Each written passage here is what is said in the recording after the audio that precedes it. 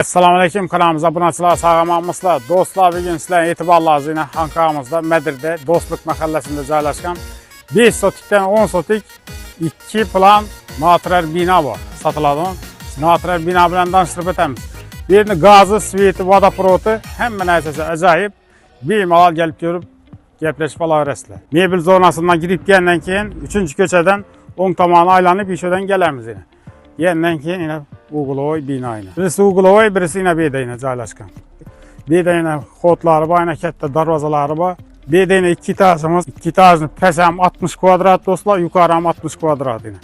Banamız ayıp edeceğimiz değil, 5 kvadrat, 5 sotik.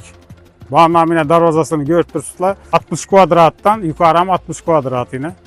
120 kvadrat. Buna yine edeni darvazaları var. Ana dostlar, Uğuloy'da yerleşken yine bu yandan yine ustaxanalarını kurup edip iş faaliyetlerini yürütseyəcək olur.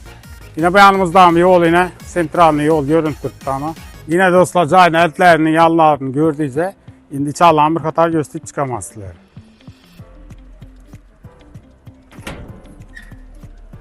Ana dostlar giren cayımız kette yine 60 kvadrat. Acanlı signalizasiyaları var. Çıkış kodlarını gösteren kameralar var ana dostlar. Birden yine 2. etaja çıkan listesi boladıgan caylı. Bağ çıkarmış şuradan. Ana dostlar bağ çıkandan keyin bir yine letnik hacetxanaları var. Yine beyanımız şu aytkanımızda yine darvazadan yan tamallarından kuruluş işlerini kılsaz da boladı. Dostlar şuradan bir zabor oladı yine.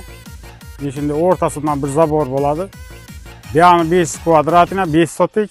Bu tamamımız yine 5 kvadrat dostlar. Beyanımız Uğuloy yine beyanında yine kuruluş işlerini kılıp faaliyet yürütseyəcək olar. Hem yerini kıloduslarını ülep koyana gelirler dost. Zahini görüntüsüler yine bir yarım metre padoşlatip işlengene gel. Dostlar yine görüntülerler özünü kuyaş paneli var eken bunu özü tok bilen təminliydi bina.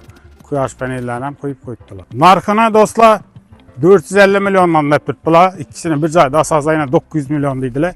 Xuda qalasa onlardan gelişip verediler. Mülk egesinin telefonuna yazıp koyupmuş, bir mala telefonlaşıp gelip görüp asasla boladı dostlar.